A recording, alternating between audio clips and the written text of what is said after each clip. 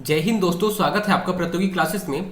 दोस्तों आज की क्लास में हम लोग आर्ट का पार्ट में जिसमें ट्रिक हम देखते हैं उसमें आज हम संधि की बात करने वाले हैं। क्योंकि पिछली क्लास में हमने क्या देखा था, हमने वर्णमाला की ट्रिक देखी थी।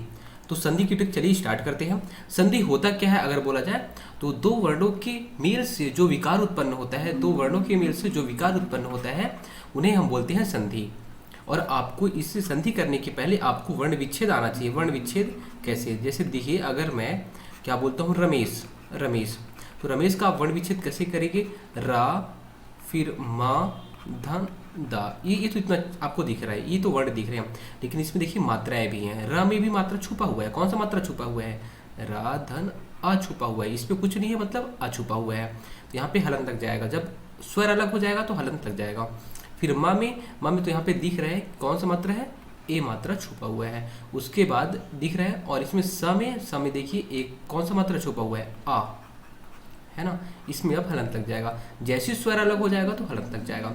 अब जो संधि हम लोग देखने वाले हैं, इसमें जो वर्ण रहते हैं, वर्णों की जब मेल होता है, जब वर्णों का मेल होता है तो उसमें क्या विकार उत्पन्न होता है, वह होता है संधि।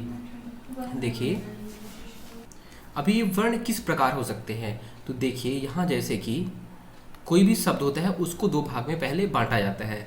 जैसे कि हम लोग क्या करते हैं, महेश, महेश देखते हैं तो महेश को इसको दो भाग में बांटेंगे। एक होता है महाधन इस, महाधन इस, ठीक है। पहले भाग, ये पहला भाग हो गया और उसका दो भाग हो गया, दो भाग, और दोनों का अर्थ रहता है ना।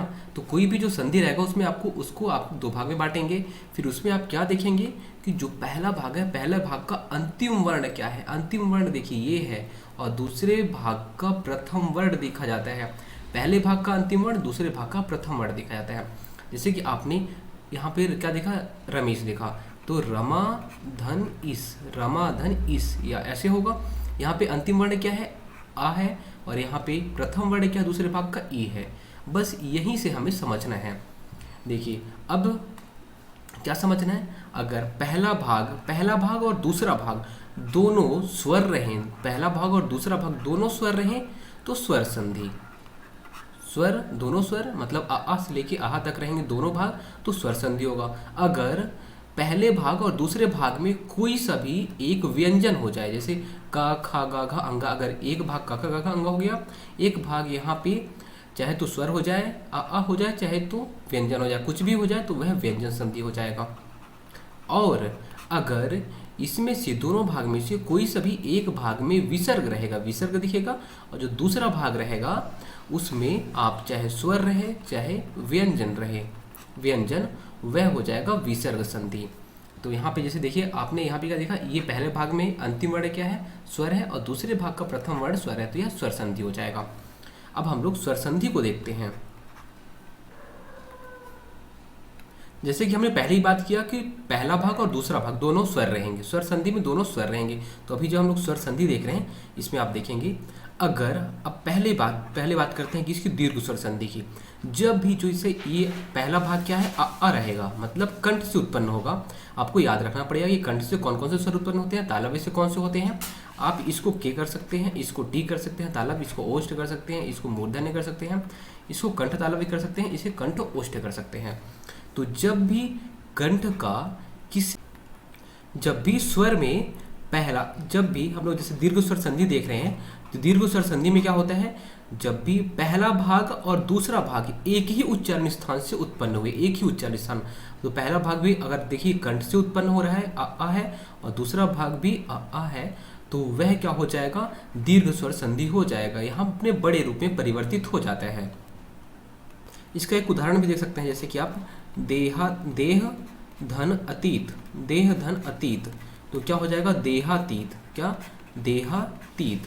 तो देखिए यहाँ भी अंतिम में क्या है, आ छुपा हुआ है, और ये आ तो है ही। तो जब आ और आ एक ही उच्चारण स्थान है दोनों कंठ से, तो यहाँ पे देखिए दीर्घ में बदल गया, बड़े रूप में आ और आ मिलके बड़ा आ बना दिया, तो वह क्या हो जाएगा, दीर्घ स्वर संधि। तो जब भी एक उच्चारण स्थान, अब ऐसे अगर यहाँ पे ई होता और यहाँ भी ई होता तो उच्चारण स्थान क्या होता, तालव्य तालव्य होता, तो वह भी हो जाता दीर्घ स्वर संधि। तो जब भी उच्चारण स्थान कंठ का रहे, पहले भाग और दूसरे भाग में कंठ, दूसरे फिर पहले भाग और दूसरे भाग में तालव्य तालव्य, तीसरे पहले भाग और दूसरे भाग में ओष्ठ, अगर ऐसा सेम सेम रहेगा तो वह हो जाएगा दीर्घ स्वर संधि। अब आगे बढ़ते हैं हम लोग और क्या समझते हैं कि गुण स्वर संधि किसे बोलते हैं।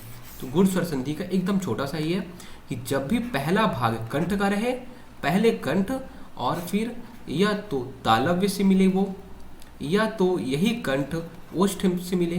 पहला भाग कंठ का रहेगा, दूसरा भाग तालव्य, या तो पहला भाग कंठ दूसरा भाग ओष्ठ, या तो पहला भाग कंठ दूसरा भाग मूर्धन्य, ऐसा कुछ रहता है। तो यह हो जाएगा कौन सा, गुण स्वर संधि। अब हम लोग तीसरे पे आते हैं। तीसरा है वृद्धि स्वर संधि। कौन सा, वृद्धि स्वर संधि। तो देखिए जब कंठ तो एक बार सब इन लोग अलग अलग हो गए थे, है ना, पहली बार तो हो गया था दीर्घ स्वर संधि। जब कंठ एक बार इन तीनों से मिला तो हो गया गुण स्वर संधि। अब इस बार ये जो कंठ है यह किससे मिलेगा, यह कंठ मिलने वाला है किससे, कंठ तालव्य और कंठ ओष्ठ से।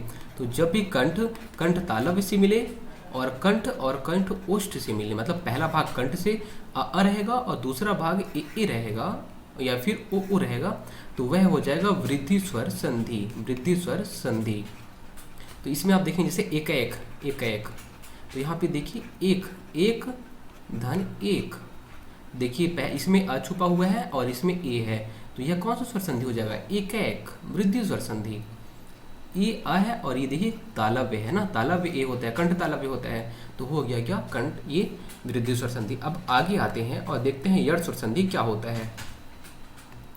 देखिए कंठ का तो अब सबसे मिलन हो गया, एक बार अकेले अकेले हुआ तो दीर्घ, अलग अलग इन लोग का हुआ तो गुण हो गया।